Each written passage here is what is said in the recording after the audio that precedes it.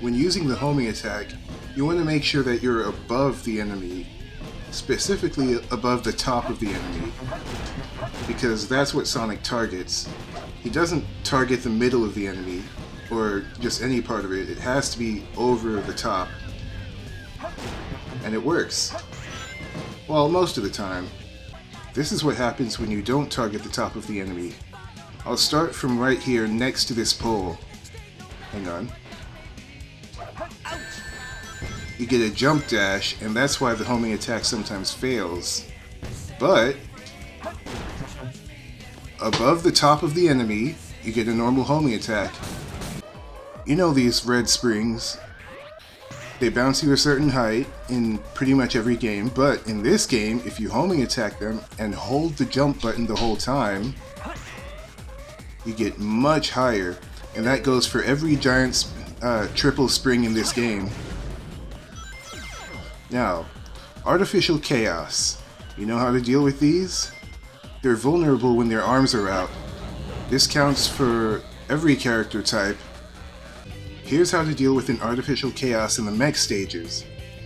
If you're locking onto them, then they can't come out of hiding. Then you get behind them and shoot. In the mech stages, when you're using the air booster, try not to bump into any walls, because that'll send you falling down like a rock. Case in point. See that? Let's talk about how the hints work in these games. We're gonna find the emerald piece without using a hint. Then I'm gonna show you what the hints mean. There we go. Okay, you see that? It's sitting right here on top of a dancing tree on Church Mountain. Wait, Ghost Train Mountain. Now we're gonna go see the hints and see what they say. A three-faced ghost? Now, how many faces did that tree have? Pretty sure it was 3. Pretty sure. Yep, a three-faced ghost. Now, that first hint was pretty vague, which is the intent. The more hints you need, the more intentional they become. Church Mountain. And here we are. I was right, this isn't Ghost Train Mountain. And the final hint would have been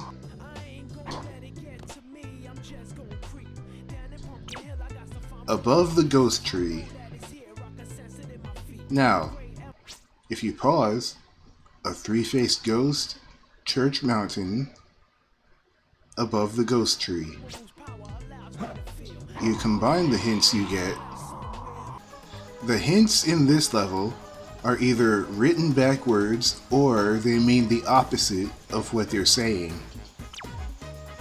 See, this one was written backwards.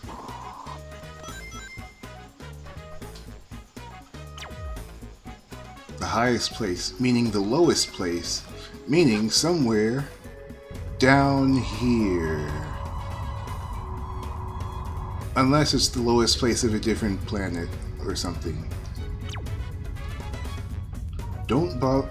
Hang on, that was a long one. I'm gonna have to read all 3 of these. Okay, but as you saw, it said, don't bother with the water enemy, blah blah blah. Which probably means it's in that enemy. So yeah, that's Mad Space. Huh? Who's there? What the... a ghost? I love how King Boom Boo just appears and it's never explained. And then he goes away forever. Okay, so what you want to do in this fight is just run away from him when he's doing the fireballs. If you get behind him while he's doing... well, it's too late now, but you see how he's making this flame wall? That's your chance to attack the hourglass. And not a second before. Now, See that? You move faster when you're on the inside of the curve. That lets you get 2 hits in, possibly 3 if you're good enough.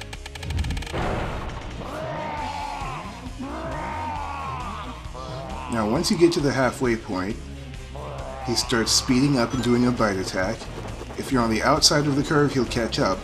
If you're on the inside of the curve, you can outrun him.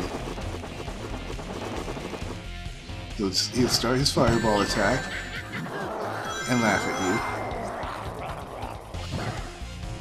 you. If you get behind him while he's doing this attack, he will turn around and start over the attack. So you have to wait this one out and let him start his firewall attack. Then, bam. Let's see if I can do this last cycle in one go. Oops.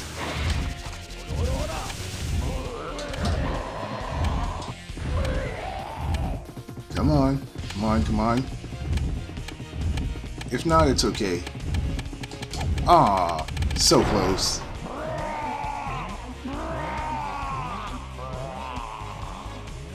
So he'll do the speed up bite.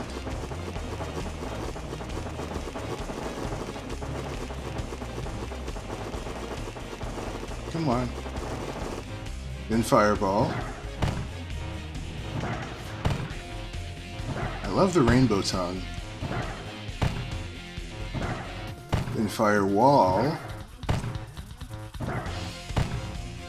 Eventually. There. And that's that for this fight. That's all you need to know.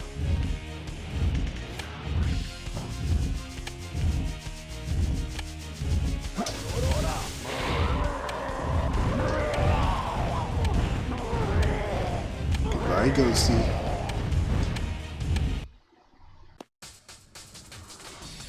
Now, this fight trips people up a lot. It's both easier and harder than you think. The first few hits can be done with the homing attack. I think it's 2 or 3, it's been a while. But after a while, he'll start counterattacking you. Not like that, but I mean like jumping to counter your homing attack. Like that. So what you do is spin dash. Sometimes, if you're lucky, you can light dash right through him. I think you can spin dash through him twice. Nope. Okay, if not, then you wait for him to get far enough ahead that he stops. Then you speed up and hit him again while he's standing still.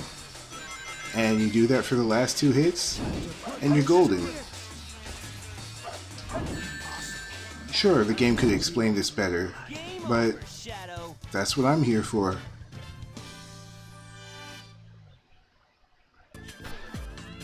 There's one last tip I have for you. When you're playing as the treasure hunting characters, you might see these floating containers here. You can't drill claw them, but if they're low enough you can punch them normally.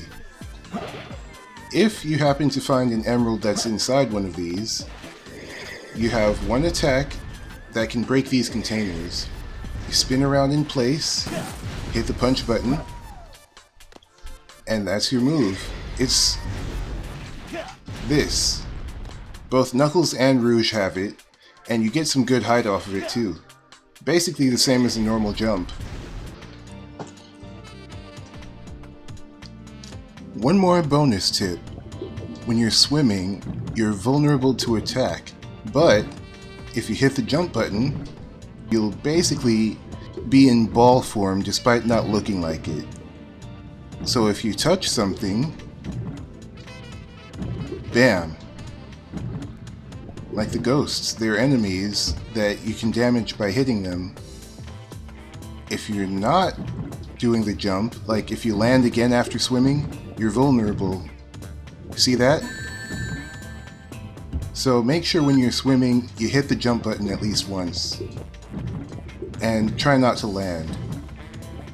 that's going to be it for now. If you can think of any other tips, any lesser known tips, leave them in the comments. I hope this helps someone out there. Anyway, thanks for watching and take care of yourselves. What's that